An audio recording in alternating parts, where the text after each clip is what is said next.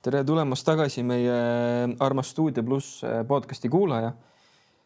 Tänane saade on meil esimene ja esimese avapauguna me kutsusime kohe oma armsa kursakaaslase Anna-Maria Praksi. Tere, Anna-Maria. Tere, Kris Kervin. Sinu me ju kutsusime siia, sest et sa oled meil väga sellisel huvitaval erialal õpid, täpsemalt siis butafoor. Tahtsimegi siis uurida, mida see butafoori eriala endast täpsemalt kujutab. Et kui sa selle vastu ei ole, siis ma läheksid juba kohe küsimuste kallale. No. Kaks nokkima. Või tahad sa midagi väga sissejuhatuseks ise öelda ka? Ei. No ei taha. Võid kohe hakata nokkima, siis ma olen valmis. Alustaks üldse nagu sellest mõttest või sellest valikust, et miks just nagu üldse butafooriks tulla õppima Viljandisse? Ma ei saanud lavakasse sisse. Ei, tegelikult see on aus vastus. Ma käisin isegi lavakakatsetel, aga ei saanud näitlejaks kahjuks. Aga ma tean päriselt ka. Põhikooli ajast mul üks hetk mäletan niisugust seika. Olin koridori peal ja siis mõtlesin millegi pärast selle sõna peale, et butafooria ja siis ma ei teadnud, mis see tähendab. Guugeldasin ja siis ma sain esimest korda elus teada, et siuke asi üldse olemas on. Ja siis see jäi kuskile tagaaiu ja rohkem ma ei mõelnud selle peale.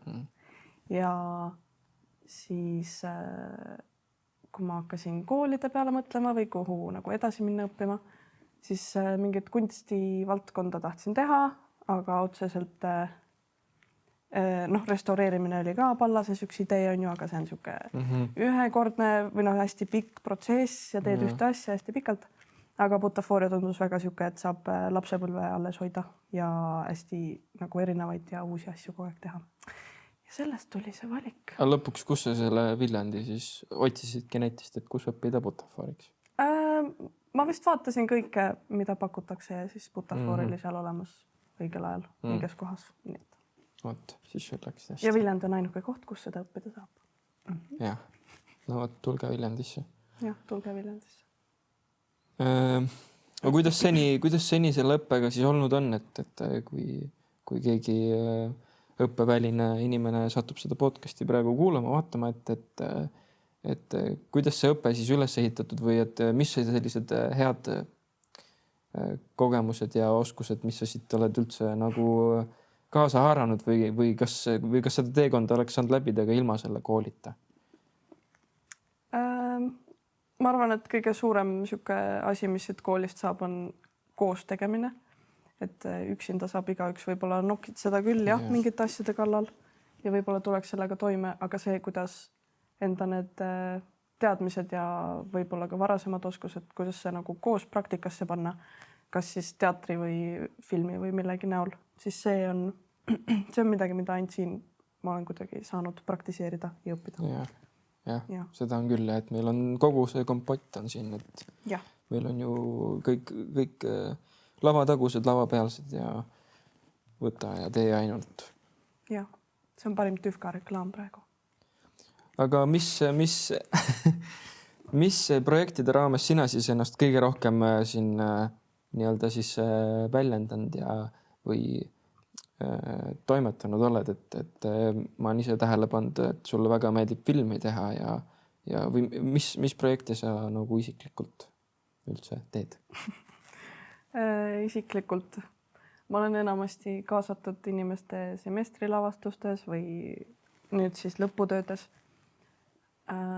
Ja 2 filmi olen teinud natuke suuremat, kus me siis koos kursuse kaaslase, nagu me kõik teame, Paula Arnisega teeme nagu koos asju, aga kui ma ise olen midagi teinud, siis enamasti lavastustega seoses ma saan natuke ennast nagu proovile panna ja tõestada. Ja need on just siis meist vanema kursuse lavastaja tudengite semestri lavastused enamasti olnud.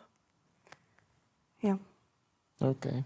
Aga kui sa nüüd võtaksid niimoodi, et võtad ette kontserdi, näiteks meil on siin kontsertsari Made on ju, kus sa oled ka selline sari kunstnik, siis või võtta vastukaaluks näiteks hoopis filmivõtted, et millised on nagu sellised kõige rohkem väljakutseid sulle valmistanud või või mis, no eks need mastaabid on natuke erinevad ka, aga mis sinu jaoks kõige sellised rohkem väljakutsuvamad ja põnevamad on olnud? Ma ütleks, et ikkagi enamasti nagu väljakutseid tekitab minu jaoks kõvasti filmi tegemine, sest et seal on nii palju kõike muud, millega peab arvestama või et see maailm on nagu kellegi mingisuguse ühe inimese peas kõik visuaalselt olemas ja seda üritada nagu perfektselt välja tuua ilma nagu mingi continuity errorite ja asjade.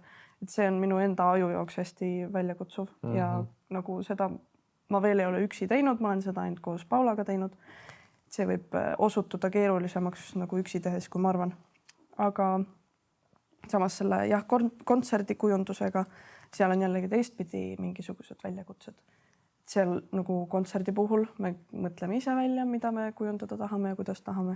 Et seal on hoopis see nagu enda teostamine, tuleb hoopis enda tõestamine. Tuleb hoopis teistmoodi välja. Ja siis, et selle tagasiside saab alles siis, kui kontsert käib ja kõik valgus on ja nii edasi, et see on nagu natuke teistmoodi siuke närvesööv. Et väljakutseid leiab igas töös. Igas töös. No seda oleks täitsa ise arvanud küll. Ise küsid, ise vastad. No mind ennast on ka tihti ikkagi paelunud see, et kus te seda inspiratsiooni või üldse nagu neid mõtteid ammutate, et nagu tundub väga nagu keeruline, et kui sul on lihtsalt üks lihtsalt lava antud, millel ei toimu mitte midagi, on ju, sest et kunstnikud on need, kes sinna midagi toimuma panevad, et kuidas te nagu üldse mõtlete, et mida sinna nagu toimuma panna, et see tundub täiesti keeruline, et näiteks viimati Madel oli teil kaardinad, siis mina arvasin küll, et see tuli teil kodust, sest teil kodus on samasugused kaardinad, aga ei tulnud see idee teil. Et kus te neid ideid nagu ammutate selliste nagu, kui sa lihtsalt näed ühte lava, et kuidas sa hakkad mõtlema, et mis ma siia teen ja kuidas ma seda lahendan? Ma ütleks, et praegu siin koolis praeguste töödega nagu esimene koht, mis paneb mingisugused nagu kriteeriumid paika, on see, et meil ei ole raha ja rahastust.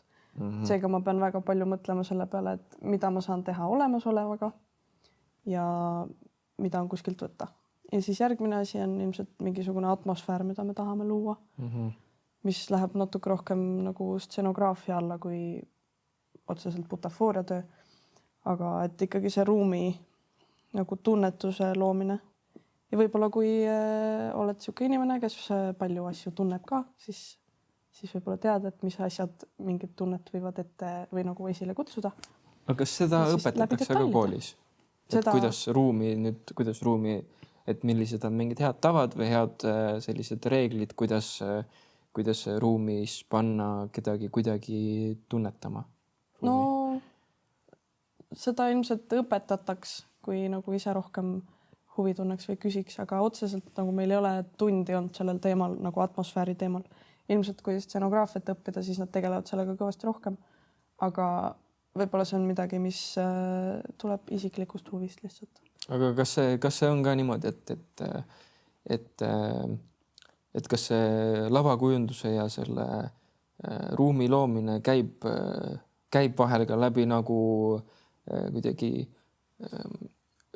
läbi nagu õpikute või läbi nagu raamatureeglite või see on ikkagi täiesti selline tunnetuslik teema, et sa lähed sinna ruumi ja hakkad nagu tunnetama, et mis värvid ja kuidas need võivad olla või pigem vaatad, et kui on selline oranž ruum, siis võiks olla siuksed värvid nagu raamatu järgi või et et kuidas ta nagu, et kas on ka mingid reeglid, mis sa järgid oma töös või on need ikkagi? Ma arvan, et see oleneb kas sellest, mis inimene nagu seda ruumi loob.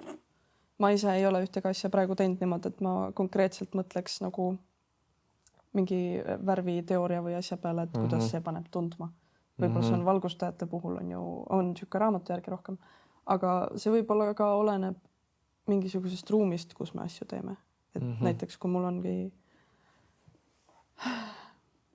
mingi Aida, pärimusmuusika Aida suur saal on kus on punased kardinad, aga ma tahaksin seal luua mingisugust kevadist tunnet, et siis ma võib-olla mõtlen rohkem, et mis töötab või nagu mis sinna vastu panna, et see toimiks, aga ma ise vist võtan seda natuke fenomenoloogilisemalt ehk siis läbi tunnetuslikumalt kuidagi, et ma liiga palju teooriasse ei süvene, ma teen tunde pealt nagu. Ma tegelikult ei tea, mida ma teen, aga see on okei. Aga teed head tööd.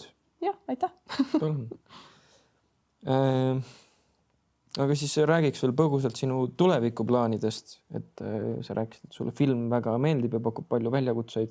No et väljakutseid muidugi saab igal pool, aga et mis sa plaanid nagu teha nüüd, kui see 4-aastane õpe siin vaikselt hakkab lõpusirgele jõudma, ütleme, et hüpoteetiliselt suudad oma lõputööd ja seminaritööd ära esitada, siis mis edasi hakkab saama Anna-Maria Praksi elus?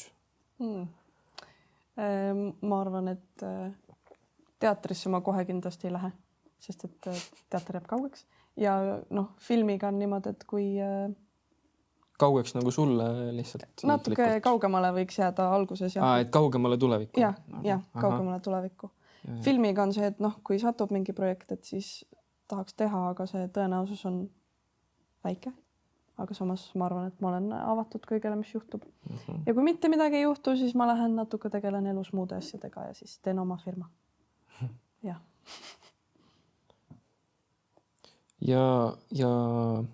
Aga mida sina, kui nüüd siin 3 aastat täis kogemusi Butafoor soovitaksid ühele noorele rohelisele, kes mõtleb, et kellel on ka samamoodi tagaajus kuskil Butafooria jäänud kõlkuma ja leidnud nüüd täpselt siukse hea plaani, et 2 aasta pärast võiks tulla siia õppima. Et kas tulla või miks tulla või et siuke julgustussõnad võib-olla neile, kui neid on üldse julgustussõnu. On ikka. Ja ma arvan, et kui see mõte juba peas on, siis tasub tulla. Ja tasub tulla siis, kui sa tahad teha midagi uut iga päev või nagu leiutada jalgratast, aga niimoodi, et see on juba leiutatud ja siis sa pead selle uuesti palju lõbusamalt leiutama. Ja kui sa tahad mingisuguse mängulisuse nagu säilitada enda elus ja mingisuguse värskuse kogu aeg, mis kestab tegelikult elu lõpuni, et siis tasub tulla ja ma soovitan tulla. Muidugi kooli poolest on alati palju mingeid pingeid ja asju, aga üldiselt nagu Viljandisse tulla on minu arust alati nagu soovitatav. Hea mõte, jah. Aga kas see Butafooria eriala või töö siis valdkond, kas see on ka nagu selles suhtes, et kas seda saab teha nagu täiskohaga siis? Ja või noh, täiskohaga saab seda teha siis, kui sa saad ülihea pakkumise näiteks endale, et lähed teatrisse või no sulle satub koht, et sa saad minna teatrisse tööle Butafoorina, siis sa oled seal täiskohaga tööl ja see on nagu kõige stabiilsem vorm sellest. Ja teine variant on see, et teed projektitöid, mis on veits vähem stabiilne, aga kui sa oled väga hea selles, siis see võib saada sulle väga nagu stabiilseks. Nii et tasub lihtsalt hea olla. Tasub hea olla, jah. Õppida kõike, mis siin pakutakse ja kõigest viimast võtta.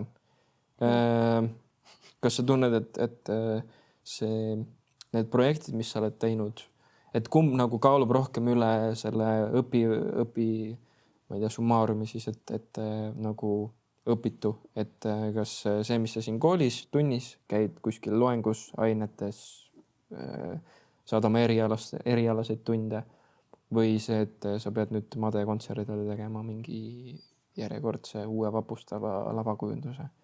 Et kumb see rohkem arendab? Kumb see rohkem sind edasi viib sinu karjääriredelil või üldse oskustes? Ma arvan, et see on väga hea kooslus, kui neid on mõlemaid. Sest kui ainult kooli osa on, siis lõpuks hüpata kuskile nagu praktikasse ilma, et oleks midagi teinud, see on väga keeruline.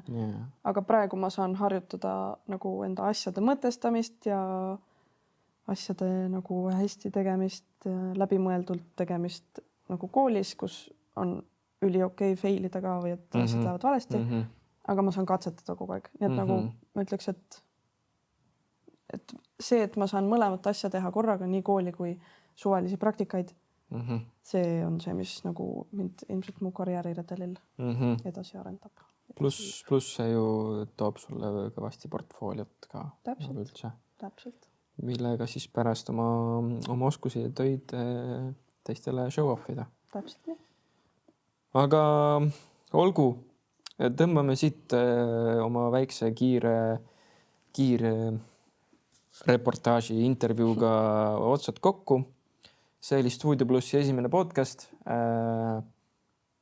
ja seniks olge muhedad. Ma ei tea, kuhu kaamerasse sa vaatad. Mõlemasse. Korraga. Aitäh, et kutsusid mind. Ja palun, Anni.